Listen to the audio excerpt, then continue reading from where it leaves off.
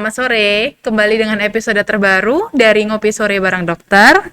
Hari ini merupakan hari yang sangat spesial karena hari ini kita merayakan Hari Kesehatan Jantung Sedunia. Nah, tentunya hari ini kita akan membahas mengenai topik mengenai jantung. Nah, topik ini mungkin sangat familiar bagi kalian semua yang ada di rumah. Nah, tentu saya juga tidak akan menjelaskan topik ini secara sendirian. Hari ini saya ditemani oleh tamu spesial, yaitu Dr. Meiti Ardiana, spesialis jantung dan pembuluh darah. Halo, sore. Nah, nih dok, kan kita hari ini akan membahas mengenai hipertensi. Sebelumnya hipertensi itu apa sih dok? Dikatakan bahwa hipertensi itu adalah secara definisi oleh American College of Cardiology ataupun oleh European Society of Cardiology, dikatakan bahwa hipertensi bila tensi sistolik itu lebih dari 140 dan tensi diastoliknya itu lebih dari 90 saat kita melakukan pengukuran di klinik. Oke. Tetapi bila kita tensinya itu lebih dari 130 untuk sistolik dan diastolik lebih dari 80 saat pengukuran di rumah, itu juga dikatakan hipertensi. Oh, oke. Kenapa kok kita menggunakan batas lebih dari 130 per 80? Ini diharapkan kita bisa melakukan modifikasi gaya hidup untuk mencegah terjadinya peningkatan tekanan darah. Gitu. Oke. Nah, ada tanda-tanda nggak sih dok dalam seseorang itu jika mengalami hipertensi? Tidak semuanya didapatkan gejala. Tetapi kebanyakan ada beberapa pasien yang merasakan adanya nyeri kepala, kemudian adanya pandangan yang kabur atau nyeri tengkuk gitu ya. Oke. Nah, kira-kira kapan waktu yang tepat untuk mengukur tensi nih dok? Oke, kalau kita mengukur tensi tentunya kita harus suasana tenang, kemudian kita rileks, istirahat selama 5 menit. Kemudian yang penting kita tidak dalam kondisi setelah atau saat berolahraga. Kemudian jangan merokok sebelumnya ataupun minum kafein ya. Kemudian kita melakukan pengukuran tekanan darah itu kita ulang 2 kali atau sampai 3 kali, kemudian kita lakukan rata-rata. Oke. Nah, dalam melakukan 2 kali sampai 3 kali itu dok, apakah ada durasi jeda yang harus dilakukan? Iya, di dalam panduan dikatakan bahwa kita menunggu jarak 1 sampai 2 menit. Kemudian kita ambil rata-ratanya. Oke. Nah, benar nggak sih dok, kalau misalkan penyakit hipertensi ini hanya dimiliki oleh orang yang lanjut usia? Tidak juga, pada pasien-pasien usia muda dengan gaya hidup yang tidak baik pun bisa didapatkan hipertensi ya, gitu. Oke. Hipertensi ini termasuk penyakit turunan atau tidak dok? Ada yang mengatakan bahwa hipertensi ini diturunkan, apalagi kedua orang tuanya memiliki hipertensi ya. Tetapi mekanisme yang jelas untuk secara keturunan ini juga kita tidak tahu ya. Tetapi yang paling penting hipertensi ini disebabkan oleh gaya hidup kita ya. Yang banyak menyebabkan terjadinya hipertensi ini karena gaya hidup kita, tabungan kita ya. Okay. Nah, untuk makanan nih dok, yang bisa memicu hipertensi itu ada apa aja dok? Yang paling penting adalah makanan yang asin ya, karena makanan asin itu mengandung natrium. Natrium itu akan menarik air ya, menarik air sehingga terjadi peningkatan tekanan darah gitu. Oke. Nah, nih dok, di pasaran sekarang nih kebanyakan garam-garam yang bermacam-macam ininya, tipenya. Ada yang garam dapur yang biasanya kita pakai buat masak gitu ya, atau sekarang itu lagi zaman-zamannya rock salt. Nah, apakah mempengaruhi menggunakan rock salt yang dijual di pasaran atau di supermarket gitu ya dok ya, dengan garam dapur yang biasanya kita pakai dengan hipertensi, dikaitkan dengan hipertensi? Ya, ada beberapa yang dijual ya di pasaran bahwa dia mengatakan dia rendah natrium. Intinya kan adalah yang rendah natrium ya. Ada beberapa merek ya. Yang paling penting kita edukasi pasien bahwa 1 hari kita untuk diet rendah natrium itu kita menggunakan garam 1 sendok. teh. Satu sendok teh ya dok ya, Iya, bukan satu sendok yang makan mudah ya. ya, jangan nanti terlalu asin ya. Heeh. Iya benar dok. Apalagi snack-snack sekarang itu banyak yang garamnya tinggi banget ya. MSG itu termasuk juga atau tidak dok? MSG itu pokoknya yang intinya natriumnya tinggi ya. Oke. Oke, intinya natrium tinggi pasti dia akan menarik cairan ya. Oke. Nah, misalnya ini dok, daging merah, terus kopi, durian, itu apa bisa masuk ke tipe makanan yang memicu hipertensi atau tidak? Daging merah segar yang tidak tanpa lemak itu sepertinya tidak ya. Oke. Dia tidak meningkatkan hipertensi ya. Kemudian ada juga yang mengatakan bahwa durian itu akan meningkatkan hipertensi, tetapi pada beberapa penelitian tidak terbukti bahwa durian itu akan meningkatkan hipertensi. Tetapi dengan kita makan durian dalam jumlah banyak, dikatakan pada pasien yang dengan memiliki hipertensi akan meningkatkan tensinya. Oke. Kemudian tadi apa lagi? Kopi. Kopi. Oke, kopi itu sebenarnya dia memiliki efek antioksidan. Ya, dia memiliki efek antioksidan. Tetapi kalau kita meminum kopi lebih dari 4 cup sehari, itu dia akan memicu peningkatan tensi. Kenapa? Karena kopi ataupun teh itu mengandung kafein yang akan meningkatkan heart rate ya, nadi kita, sehingga juga akan meningkatkan tensinya tentunya. Oke. Nah, di kopi sendiri nih dok, sekarang itu kan ada bermacam-macam nih tipe kopi tuh, ada kopi susu yang kekinian lah, terus habis itu juga ada sekarang itu namanya decaf kopi. Jadi kopinya ini di kafeinnya itu dihilangin. Oh oke, saya baru dengar juga ya. Oke. Nah, mungkin apakah misalkan kopinya kafeinnya dihilangin itu tidak memicu hipertensi, bisa tidak memicu hipertensi? Jadi yang paling dituduh nih ya, dicurigain untuk meningkatkan tekanan darah itu adalah kafeinnya ya, kafeinnya. Jadi dia akan meningkatkan debaran jantung kita, sehingga akan meningkatkan tekanan darah kita. Jadi kemungkinan kalau dia tidak mengandung kafein, kemungkinan dia juga tidak meningkatkan tekanan darah. Oke dok, kalau gitu. Nah, apakah hanya dengan olahraga saja tanpa mengkonsumsi obat dapat menurunkan hipertensi? Oke, itu pertanyaan bagus banget ya. Jadi seperti saya katakan tadi, kita dengan berolahraga itu akan meningkatkan elastisitas pembuluh darah kita ya. Dengan berolahraga kita akan menurunkan berat badan kita, tentunya yang salah satunya juga akan menurunkan tensi kita. Ya, dengan berolahraga aerobic exercise seperti kita berjalan cepat, berenang, kemudian lari ya, itu akan membantu kita menurunkan tensi, tetapi pada tensi yang tidak stage 2 ya, atau tensinya tinggi banget ya, karena dia hanya menurunkan sekitar kurang dari 20% ya. Jadi awal dokter tidak akan memberikan obat.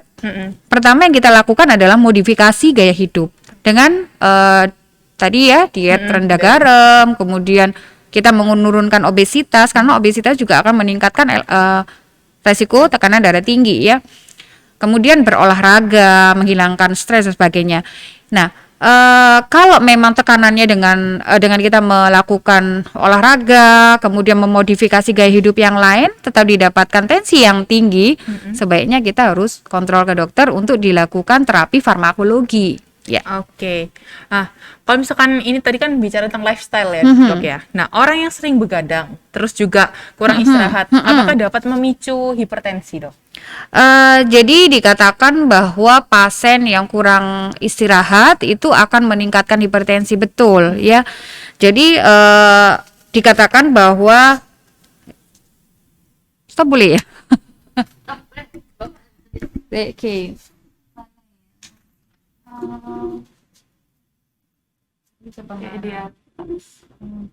Dia ini begadang ini. Oke. Bener nggak sih rock salt nggak sih? Rock salt ya. Rock salt yang baru tuh loh, yang biasanya gede-gede tuh loh.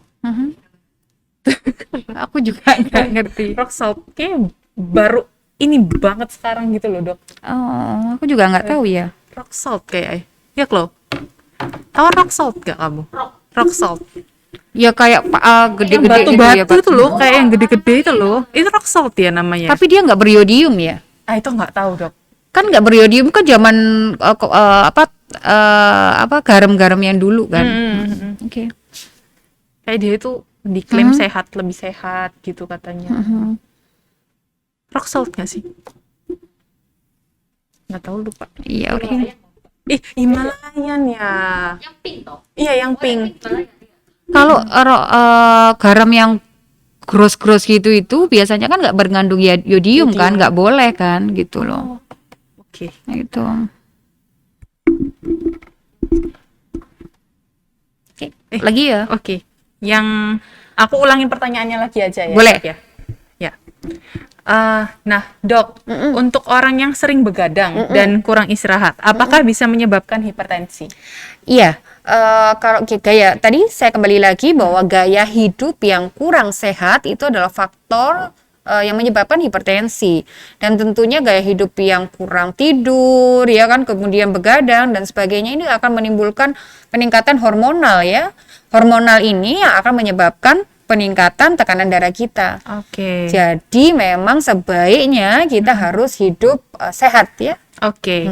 Nah, tadi kan kita juga membahas mengenai obesitas ya, Dok ya.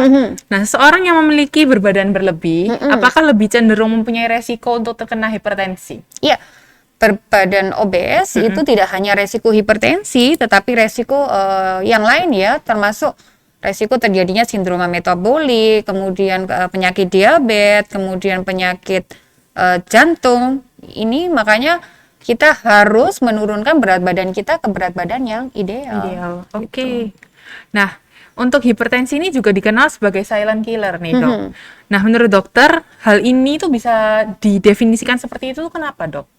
Jadi kadang-kadang orang kita ya tentunya ya jarang melakukan pemeriksaan untuk tensinya ya. Jadi merasa bahwa saya tidak ada keluhan, tiba-tiba dia stroke, tiba-tiba dia serangan jantung. Oke. Ya, untuk itu kita harus hati-hati, aware ya.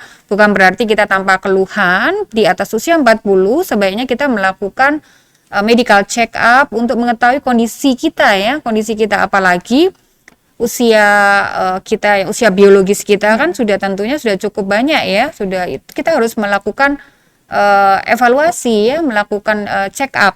Gitu. Makanya kadang-kadang kita tidak tahu tiba-tiba kita didapatkan penyakit ya. Jangan sampai terlalu parah dulu sampai nggak bisa beraktivitas seperti biasa baru pergi ke dokter gitu. Betul. Ya. Betul. Ya? Kadang-kadang pasien di tempat praktek mengatakan bahwa dokter saya tidak punya riwayat darah tinggi.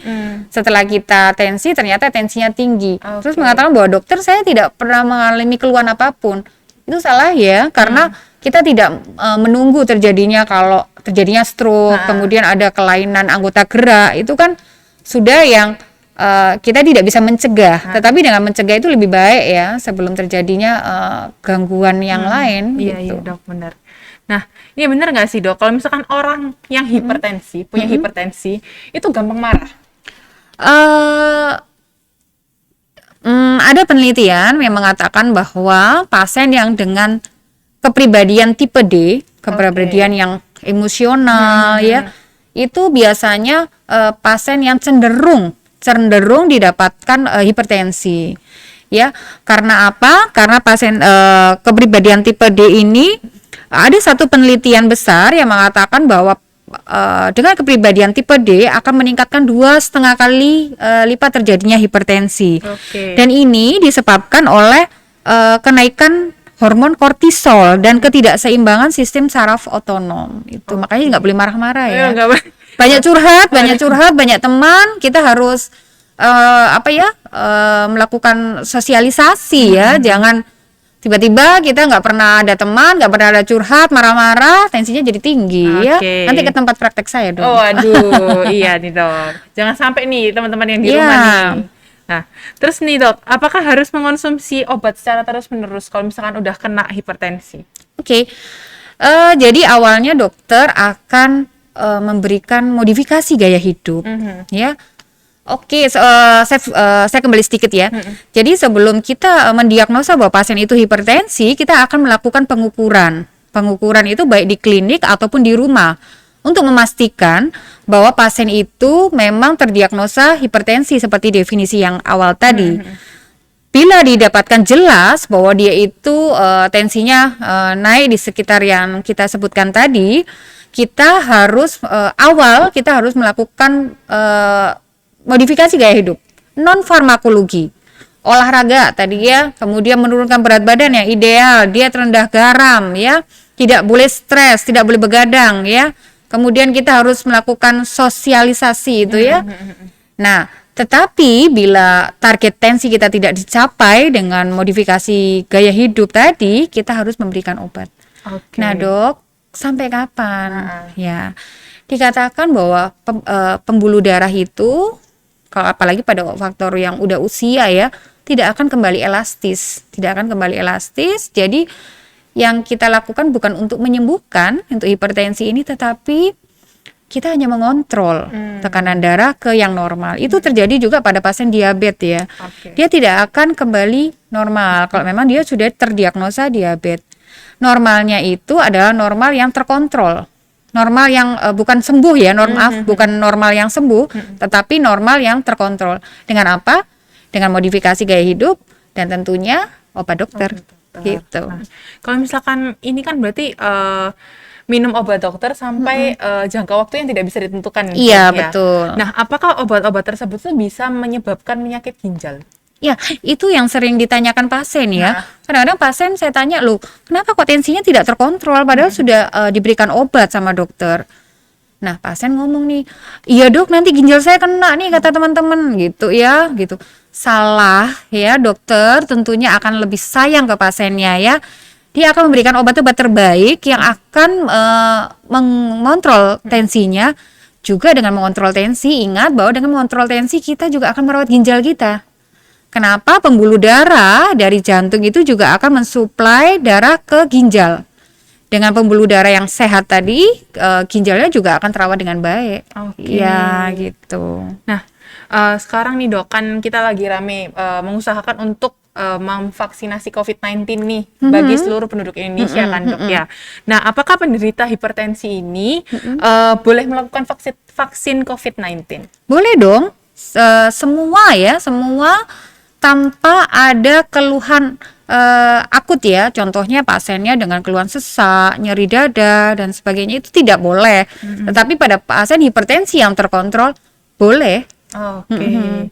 Nah, dalam tahap apa nih dok hipertensi ini dinyatakan sebagai penyakit yang berbahaya? Oh iya, hipertensi ini momok ya. Tadi selain silent killer tadi dikatakan, hipertensi ini bisa menyebabkan terjadinya penyakit stroke. Karena hipertensi ini adalah penyakit yang terjadi di pembuluh darah ya, pressure atau tekanan di pembuluh darahnya tinggi. Nah, itu bisa menyebabkan stroke, bisa menyebabkan serangan jantung, bisa menyebabkan gagal ginjal ya kalau tidak diobati dengan baik, kemudian bisa menyebabkan kebutaan loh. Dan banyak hal lain yang bisa disebabkan oleh hipertensi ini. Oke. Nah nih dok, mengingat hari ini adalah Hari Kesehatan Jantung Sedunia, ada pesan nggak sih dok bagi yang mendengarkan di rumah, mungkin mengenai kesehatan jantung, terutama hipertensi nih dok? Oke, kita tidak akan pernah tahu ya, kondisi kita kalau kita tidak melakukan pemeriksaan. Untuk itu, sebaiknya teman-teman di rumah kita harus aware dengan kesehatan kita ya, apalagi dengan pertamanya usia. Untuk itu kita harus melakukan pemeriksaan hipertensi ya, baik di rumah ataupun di klinik. Gitu. Oke. Nah terakhir nih dok, mengenai jadwal praktek Dokter Meti.